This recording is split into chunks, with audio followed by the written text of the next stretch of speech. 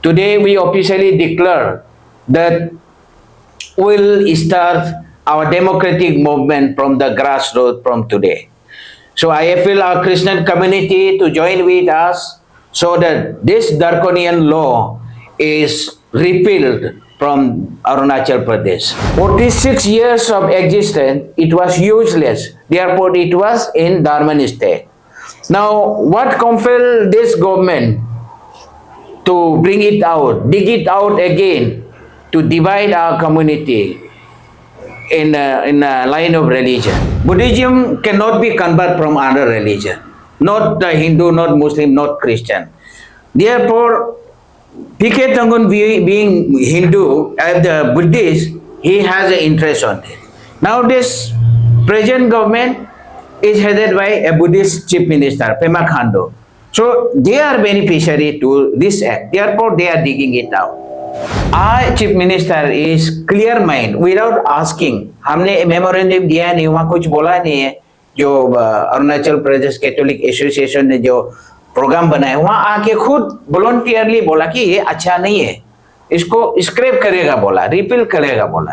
लेकिन उन लोग ऑब्जेक्शन डालने के बाद रवैया चेंज हो गया, ये जरूरी हो गया इसको इम्प्लीमेंट करना. तो आपको भी पता है कहाँ का हवा है, किसने बोल रहे हैं. Sometimes you say we are going to repeal it. Sometimes you say we are going to implement it. Which one is the stand of this government? We want to know it. Today, government is playing partiality with a particular group of people, and our government is playing in the hand of some handful of people.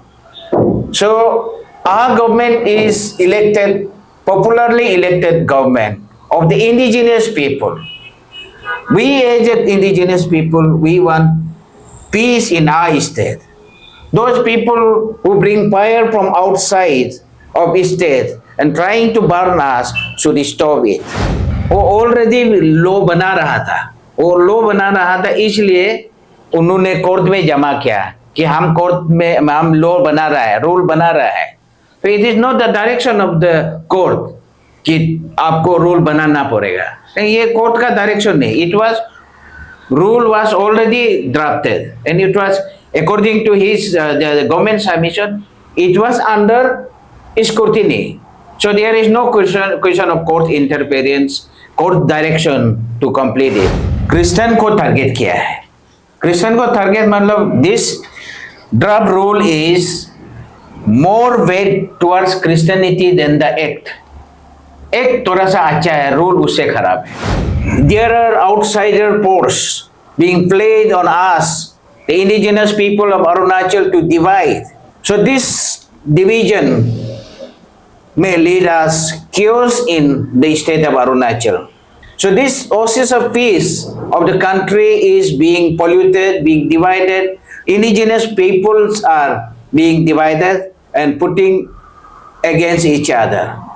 So this is the divisive force being played from outside.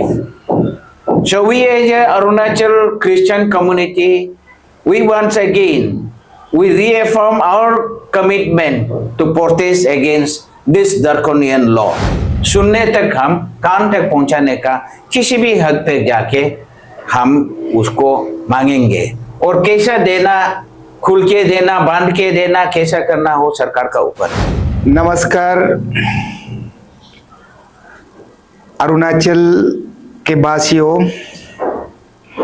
खासकर अरुणाचल के ईसाइयों, सबसे पहले इस नव वर्ष मैं आप सबको शुभकामनाएं देना चाहूँगा. और आज अरुणाचल डिजिटल प्रेस क्लब के माध्यम से Arunachal Christian forum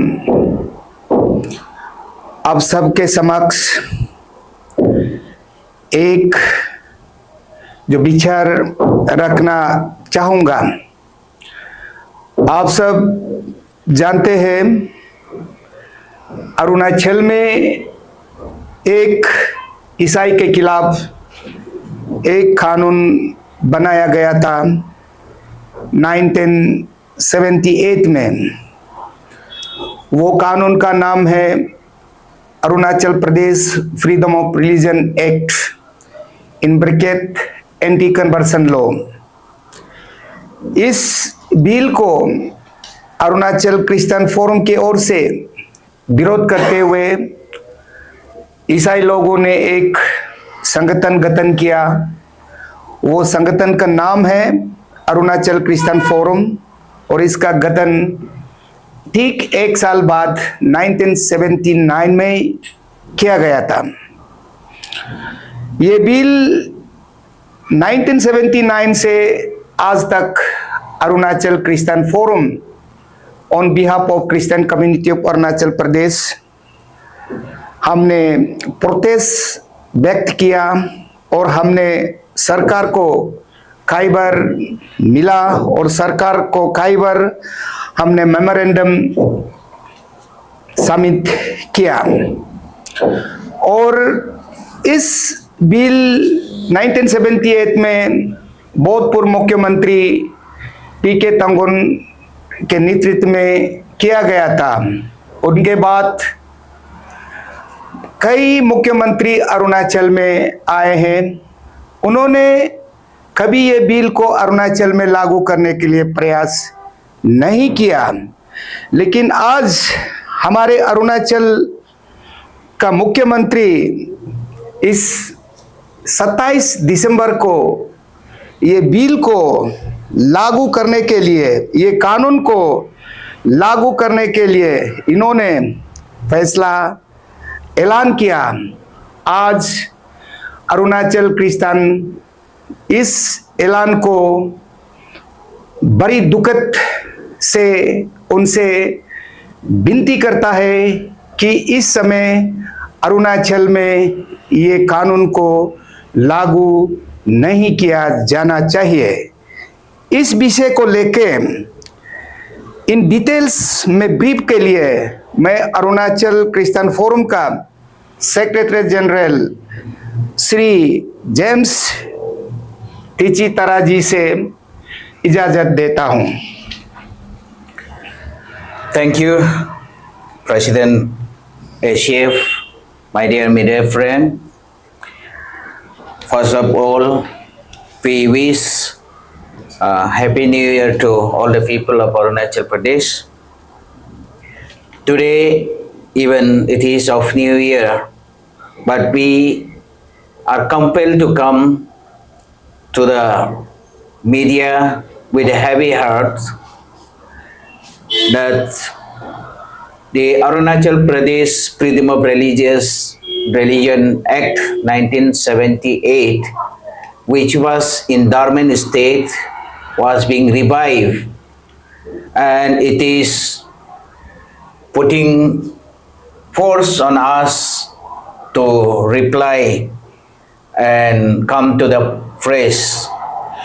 So it is the act which was dormant due to protests raised by the Christian community of Arunachal Pradesh.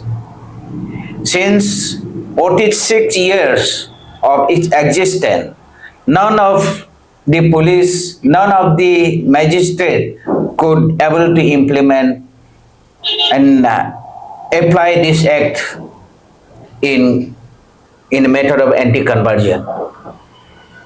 Because this anti-conversion law is contradictory to the Constitution of India. As this act only protects a certain group of faith, certain group of religion. Particularly, it is being protected to the Buddhism only. And there are large number of religion, major religion like Hindu, Muslim, Sikh, Christians in Arunachal Pradesh. They are not protected under this act. Therefore, even Chief Minister, the present Chief Minister, Sri Pema Khandu has also declared in 2018, 20th June, this act is useless and he was proposed to be repealed or scrapped from the implementation. That was his commitment made in 2018. And when we see and when we were expecting when this law, when this act will be scrapped, when this act will be repealed, but recently it is come through the news media on 27th of this December that he is going to implement, he is going to frame the rule and it is going to implement. So I'm wonder what is there in the mind of Chief Minister. Sometimes you say we are going to repeal it. Sometimes you say we are going to implement it. Which one is the stand of this government? We want to know it. Secondly, there are outsider forces being played on us, the indigenous people of Arunachal, to divide in the line of religion. So this division may lead us chaos in the state of Arunachal, which is only the oasis of peace in the country. So this oasis of peace of the country is being polluted, being divided. Indigenous peoples are being divided and putting against each other. So this is the divisive force being played from outside. So we as a Arunachal Christian community, we once again, we reaffirm our commitment to protest against this draconian law. Therefore, IFL Government of Arunachal Pradesh, before matter is deteriorating, our government should play the impartial role. Today, government is playing partiality with a particular group of people. And our government is playing in the hand of some handful of people. So our government is elected, popularly elected government of the indigenous people. We as indigenous people, we want peace in our state. Those people who bring fire from outside of the state and trying to burn us should stop it. Therefore, today we officially launch our protest, and our government is drafting the new rule for the Arunachal Freedom of Religious Act also. We came across this draft rule from the government source that it is being scrutinized. This being after 46 years of act without rule is being revived. So therefore, this act, 46 years of existence, it was useless. Therefore, it was in dormant state. Now, what compelled this government to bring it out, dig it out again, to divide our community in a line of religion? Therefore, once again, today we officially declare that we'll start our democratic movement from the grassroots from today. So I appeal our Christian community to join with us so that this draconian law is repealed from Arunachal Pradesh. Thank you. High court का order है 11 तारीख ने chief minister ने बोला ये implement करेगा high court order है 27 दिसंबर को उन्होंने बोला हमको ये बहुत अच्छा लगा है कि पीके उनका बात हमको ये indigenous faith culture society silver jubilee के टाइम में उनको बहुत अच्छा लगा कि इनका एक पार्ट होने वाला है क्या रिएक्शन देना चाहेंगे क्योंकि ये इम्प्लीमेंट होना ही है देखिए कोर्ट का जो ऑर्डर है बोला है वो it is not the court's direction, वो ऑलरेडी लॉ बना रहा था, वो लॉ बना रहा था, इसलिए उन्होंने कोर्ट में जमा किया कि हम कोर्ट में हम लॉ बना रहा है, रूल बना रहा है।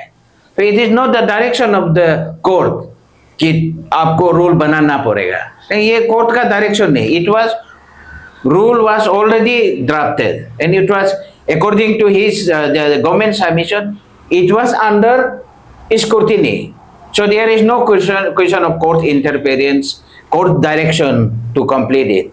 46 years इसको इम्प्लीमेंट नहीं किया और इसका कभी लागू हुआ ही नहीं और इसको स्क्रैप भी नहीं किया गया, अचानक से इसको निकाल दिया।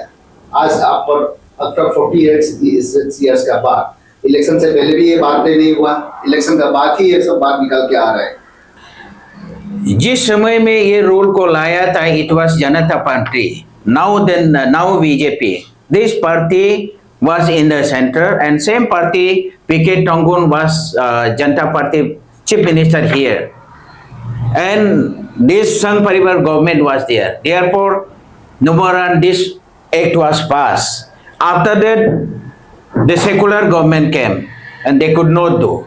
Now luckily or unluckily, those Janata Party government, that same party, it become Bharatiya Janata Party, they came into Arunachal, they came into ruling. Now they are starting digging out this issue. This is number one point.